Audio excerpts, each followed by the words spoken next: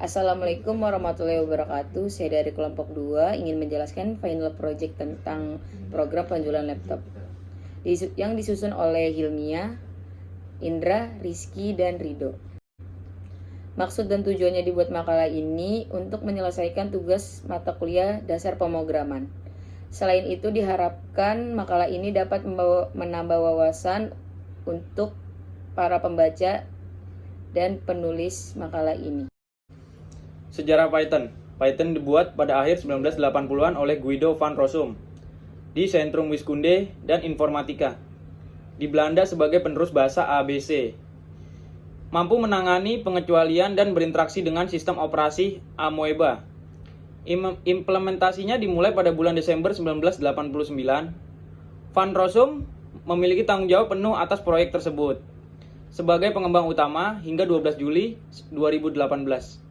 Ketika ia mengumumkan liburan permanen dari tanggung jawabnya sebagai Benevolent Director for Life Python. Sebuah gelar yang diberikan komunitas Python kepadanya untuk mencerminkan komitmen jangka panjangnya sebagai pengambil keputusan utama proyek. Sejarah C++. C++ adalah bahasa programan dengan tujuan penggunaan umum, dibuat oleh Bjarne Stroustrup dan timnya di Bell Laboratory pada tahun 1979.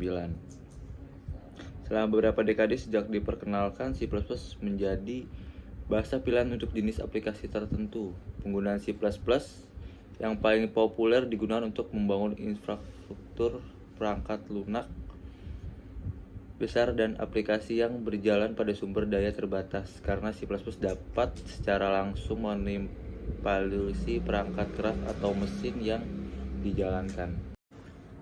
Proses flowchart. Pertama kita mulai, setelah itu kita masukkan nama barang. Contohnya Acer Desktop PC dengan harga 4.749.000.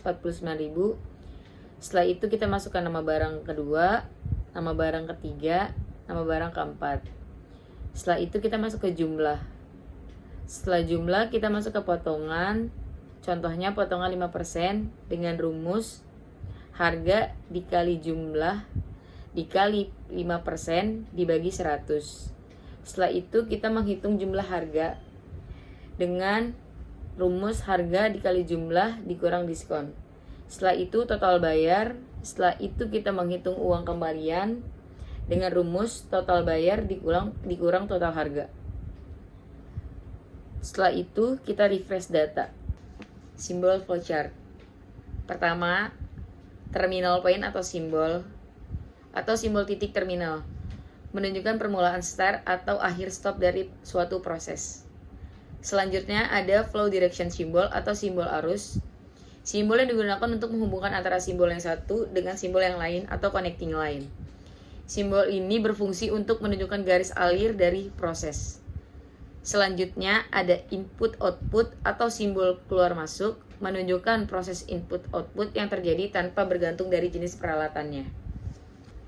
Selanjutnya ada processing symbol atau simbol proses digunakan untuk menunjukkan kegiatan yang dilakukan oleh komputer pada bidang industri. Simbol ini menggambarkan kegiatan inspeksi atau yang biasa dikenal dengan simbol inspeksi.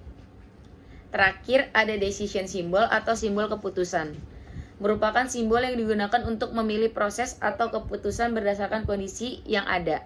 Simbol ini biasanya ditemui pada flowchart program. Selanjutnya kita masuk ke codingan program. Di program kali ini kami menggunakan metode abstract property dan tipe check-in. Apa itu abstract property dan tipe check-in?